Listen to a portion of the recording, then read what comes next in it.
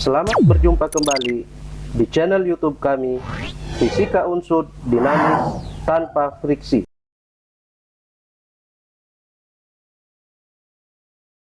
Pada video kali ini, saya akan menguraikan salah satu materi yang selalu digunakan dalam setiap eksperimen pengukuran besaran fisika, yaitu teori ralat atau sering disebut teori ketidakpastian.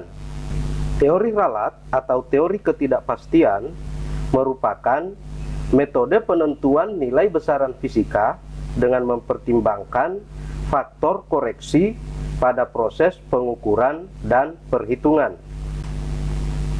Dalam teori ralat atau teori ketidakpastian, koreksi dapat dilakukan berdasarkan metode pengukuran dan perhitungan yang digunakan. Dalam hal ini, kita mengenal 3 jenis koreksi, yaitu koreksi untuk pengukuran tunggal, koreksi untuk pengukuran berulang, dan koreksi fungsi variabel pengukuran. Selanjutnya, ketiga jenis koreksi ini akan diuraikan step by step dalam video ini. Selamat menyaksikan. Baik, saya akan mulai dari pengukuran tunggal. Adapun ciri khas pengukuran tunggal adalah pengukuran dilakukan hanya sekali. Yang kedua, koreksi dilakukan berdasarkan nilai skala terkecil alat ukur. NST atau nilai skala terkecil merupakan batas terkecil yang bisa dibaca pada alat ukur.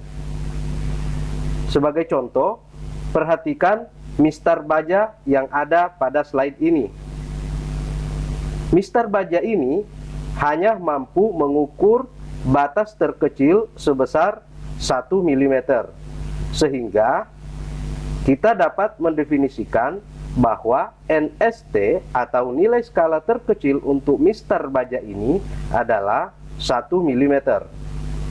Prosedur koreksi pengukuran tunggal dapat dilakukan melalui 6 tahapan utama. Yang pertama, tuliskan hasil pengukuran. Di sini kita mencontohkan pengukuran sebuah benda, di mana panjang benda tersebut setelah diukur dengan menggunakan mistar adalah 25 mm. Langkah kedua adalah menentukan nilai delta X berdasarkan NST alat ukur.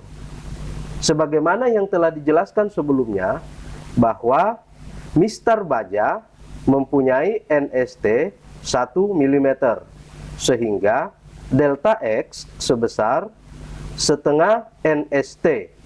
Hasilnya adalah 0,5 mm. Langkah berikutnya adalah menentukan nilai kesalahan relatif yang disimbolkan dengan F berdasarkan rumus F sama dengan delta X per X dikali 100%. Hasilnya 2%. Jadi dapat disimpulkan bahwa kesalahan relatif dalam pengukuran ini sebesar 2%. Langkah keempat, penentuan kebenaran relatif yang disimbolkan dengan T menggunakan formula 100% dikurangi kesalahan relatif. Hasilnya adalah 98%. Jadi, kebenaran pengukuran ini sebesar 98%. Langkah yang kelima, menentukan angka signifikan. Angka signifikan merupakan angka yang akan dituliskan untuk menuliskan hasil pengukuran. Rumusnya adalah 1 dikurang logaritma delta X per X. Jadi hasilnya mendekati 3. Jadi dapat disimpulkan bahwa untuk menuliskan hasil pengukuran ini kita bisa menggunakan 3 angka signifikan. Langkah yang terakhir dalam prosedur koreksi pengukuran tunggal adalah menuliskan hasil pengukuran terkoreksi atau XT dengan kaidah X plus minus delta X. Karena terdiri atas 3 angka signifikan, maka dituliskan dalam bentuk 25,0 di mana ada 3 angka signifikan dan 0,50 juga terdiri atas 3 angka signifikan. Kesimpulan umum yang dapat kita tarik dari contoh pengukuran tunggal ini adalah panjang benda 25 mm dengan ketidakpastian 0,50 mm. Artinya, panjang benda dalam pengukuran ini antara 24,5 sampai 25,5 mm. Selanjutnya, kesalahan dalam pengukuran ini sekitar 2%, dengan keyakinan bahwa pengukuran ini benar sebesar 98%. Demikianlah penjelasan tentang prosedur koreksi untuk pengukuran tunggal. Selanjutnya, saya akan menjelaskan prosedur pengukuran berulang. Hal yang mendasar dalam pengukuran berulang adalah yang pertama, pengukuran tentu dilakukan secara berulang. Yang kedua, nilai besaran ditentukan berdasarkan rata-rata hasil pengukuran. Dan yang ketiga, koreksi pengukuran ditentukan berdasarkan standar deviasi. Nilai rata-rata pengukuran ditentukan dengan formula sigma X per N. Sedangkan standar deviasi ditentukan dengan formula berikut. Pada kedua formula ini, X merupakan besaran yang diukur, sedangkan N adalah jumlah pengukuran. Hal yang sangat penting dicatat dalam koreksi pengukuran berulang, nilai NST sudah tidak lagi diperhitungkan. Sebelum kita melangkah pada prosedur koreksi pengukuran berulang, mari kita perhatikan data hasil pengukuran yang dilakukan secara berulang. Di sini diperlihatkan sebuah pengukuran dengan menggunakan mikrometer skrup terhadap tebal sebuah plat yang disimbolkan dengan X. Pengukuran dilakukan sebanyak 8 kali dengan hasil seperti pada tabel. Prosedur koreksi pada pengukuran berulang pada prinsipnya sama dengan prosedur yang dilakukan pada pengukuran tunggal, tetapi berbeda pada tahap pertama dan tahap kedua. Adapun prosedur koreksi pada pengukuran berulang dapat dilihat pada penjelasan berikut. Yang pertama, tuliskan hasil pengukuran berdasarkan rata-rata hasil pengukuran berulang. Misalnya, kita mempunyai tabel hasil pengukuran berulang yang telah dijelaskan sebelumnya. Dari hasil pengukuran berulang ini diperoleh rata-rata dengan menggunakan formula sigma X per N, penjumlahan total hasil pengukuran. Kemudian dibagi dengan N atau jumlah pengukuran, yaitu 8. Hasilnya sama dengan 1,015 mm, yang tidak lain adalah rata-rata hasil pengukuran. Langkah selanjutnya atau tahapan yang kedua adalah penentuan nilai delta X berdasarkan standar deviasi. Bagaimana menentukan standar deviasi? Perhatikan metode berikut. Yang pertama, dari tabel hasil pengukuran, nilai X dikuadratkan sehingga diperoleh X kuadrat untuk masing-masing nilai X. Bentuknya adalah seperti berikut. Selanjutnya, standar deviasi dihitung dengan menggunakan formula berikut ini. 1/n. N tidak lain adalah jumlah pengukuran. Sigma X kuadrat adalah jumlah total X yang dikuadratkan. Sedangkan sigma X berpangkat 2 adalah jumlah nilai X kemudian dikuadratkan. N dikurang 1 itu adalah jumlah pengukuran dikurangi 1. Hasilnya adalah 0,027 mm. Jadi sampai pada step ini kita sudah mendapatkan nilai delta X berdasarkan perhitungan standar deviasi pengukuran berulang.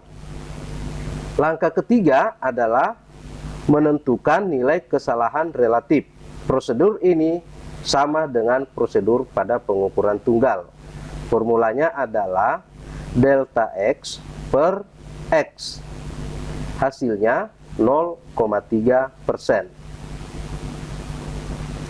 Langkah keempat, menentukan nilai kebenaran relatif dengan rumus yang sekali lagi sama dengan pengukuran tunggal, yaitu 100% dikurang F. Hasilnya 99,74%. Jadi kebenaran hasil pengukuran kita hampir sempurna, 99,74%. Langkah yang kelima adalah menentukan angka signifikan berdasarkan rumus yang kembali lagi persis sama dengan pengukuran tunggal, yaitu 1 dikurang logaritma delta X per X. Hasilnya adalah mendekati 3. Jadi dalam penyajian hasil pengukuran kita bisa menggunakan 3 angka signifikan. Langkah yang terakhir adalah menuliskan hasil pengukuran terkoreksi atau XT yang ditulis dengan kaidah kembali lagi persis sama dengan pengukuran tunggal, yaitu X plus minus delta X. Karena di sini kita menggunakan 3 angka signifikan, maka angka ini dipotong sampai 3 angka signifikan. Jadinya dibulatkan menjadi 1,02. Karena 0 bukan merupakan angka signifikan, maka bisa dituliskan pada proses penulisan hasil ini untuk mengimbangi angka yang ada di belakang tanda plus minus, yaitu 0,003. 0,003 ini juga taat pada penulisan angka signifikan, di mana hasil aslinya adalah 0,0027 mm. Namun karena kita harus menggunakan 3 angka signifikan, maka dituliskan 0,003 mm. Jadi sampai pada tahap ini kita bisa menuliskan hasil pengukuran dalam bentuk 1,020 plus minus 0,003. Kesimpulan yang dapat kita tarik dari contoh pengukuran berulang ini adalah: pertama, lebar plat 1,020 mm dengan ketidakpastian plus minus 0,003 mm. Artinya, lebar plat dalam pengukuran ini antara 1,017 sampai 1,023 mm. Kesalahan dalam pengukuran ini hanya sekitar 0,3%. Artinya, keyakinan kita bahwa pengukuran ini benar hampir sempurna, yaitu 99,74%. Demikianlah penjelasan tentang metode koreksi untuk pengukuran tunggal dan pengukuran berulang. Penjelasan selanjutnya adalah metode koreksi untuk fungsi variabel. Koreksi fungsi variabel artinya koreksi terhadap besaran turunan sebagai hasil perhitungan besaran yang diukur. Salah satu contoh sederhana yang akan dibahas pada bagian ini adalah perhitungan volume balok. Perhatikan sebuah kotak yang akan dihitung volumenya dengan rumus yang umum, yaitu panjang kali lebar kali tinggi.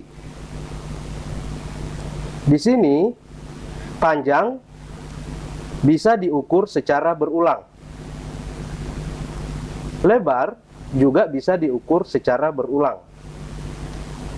Dan tinggi juga bisa diukur secara berulang. Akan tetapi, volume yang dihitung dengan formula panjang kali lebar kali tinggi tidak dapat diukur, tetapi dihitung berdasarkan hasil pengukuran. Sehingga koreksi yang dilakukan disebut koreksi fungsi variabel.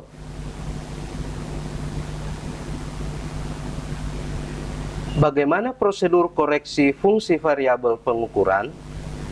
Silakan ikuti penjelasan berikut. Sama seperti metode yang telah dijelaskan sebelumnya, koreksi fungsi variabel pengukuran juga memenuhi beberapa kriteria. Yang pertama, pengukuran dilakukan secara tunggal atau berulang dan kombinasi antara keduanya.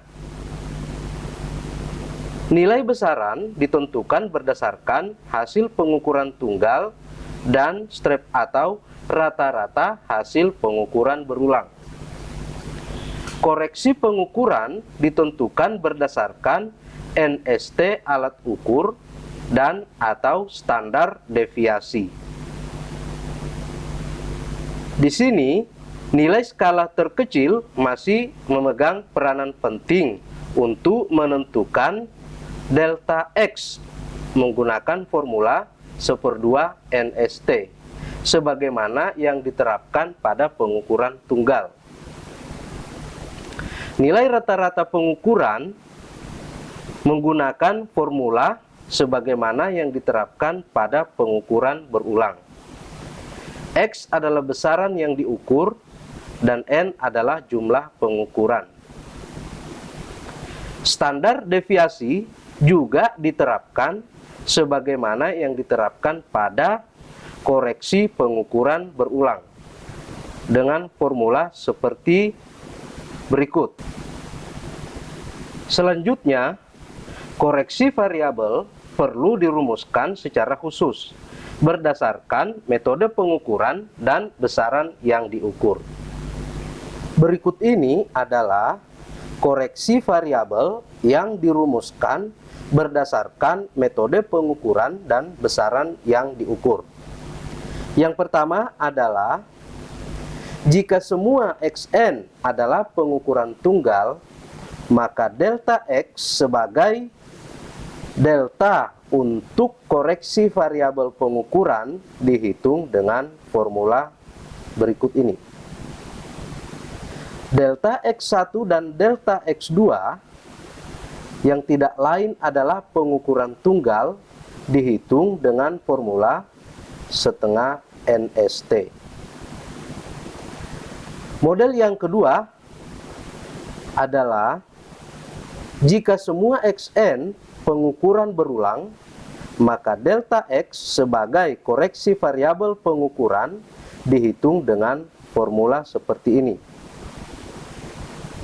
Delta X1 dan delta X2 merupakan delta untuk pengukuran berulang, sehingga nilainya dihitung berdasarkan formula standar deviasi.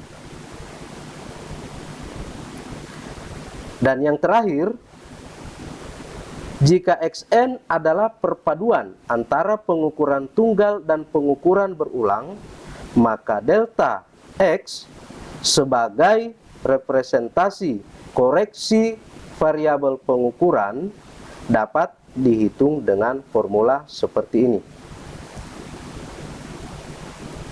Suku ini merupakan koreksi untuk pengukuran tunggal, sehingga deltanya dihitung dengan menggunakan formula setengah NST. Sedangkan suku koreksi yang melibatkan pengukuran berulang, deltanya dihitung dengan rumus standar deviasi.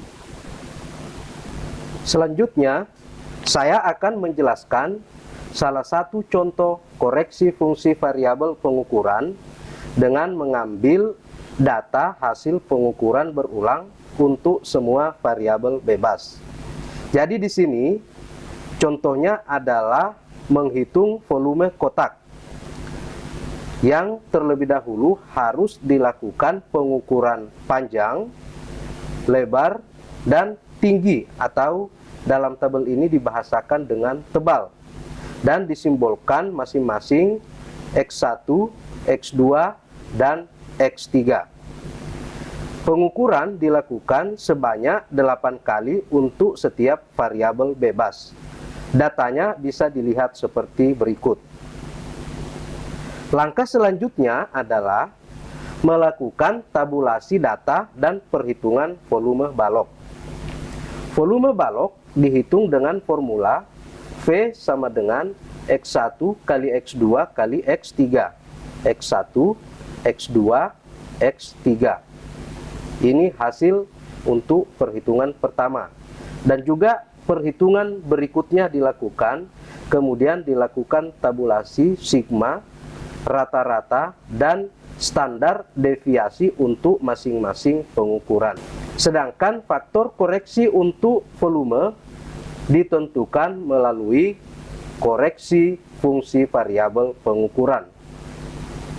Prosedurnya hampir sama dengan metode sebelumnya, namun berbeda pada tahap 1 dan tahap 2. Prosedur koreksi yang dilakukan adalah sebagai berikut. Yang pertama, tuliskan hasil perhitungan volume berdasarkan data pengukuran berulang. Jadi, dari data pengukuran berulang yang telah dilakukan, kita tuliskan hasil perhitungan volume, yaitu dengan menggunakan rumus rata-rata. Jadi rata-ratanya adalah 7.353,6911 dibagi 8. Hasilnya adalah 919,2114 cm. Inilah volume standar dari kotak yang diukur. Langkah selanjutnya adalah menentukan nilai delta V berdasarkan mekanisme koreksi fungsi variabel pengukuran. Terlebih dahulu, mari kita lihat tabulasi data pengukuran. Dari tabulasi ini dapat dilakukan koreksi fungsi variabel dengan formula seperti berikut. Di sini dapat kita lihat V adalah X1 kali X2 kali X3. Maka turunan parsial V terhadap X1 adalah X2 kali X3. Prinsip ini berlaku untuk suku yang lainnya dalam formula ini, yaitu X2 dan X3. Selanjutnya, nilai X1 dikalikan dengan nilai X3 dan juga delta X1. Prinsip ini berlaku untuk semua suku. Dan hasil akhirnya kita peroleh delta V adalah 0,95 sekian cm. Langkah selanjutnya adalah menentukan nilai kesalahan relatif berdasarkan rumus yang sama persis dengan pengukuran tunggal dan pengukuran berulang. Jadi, langkah ketiga sampai ke-6 semua sudah sama. Mari kita lihat prosedurnya. Seperti biasa, kesalahan relatif adalah hasil dari delta V per V dikali 100%.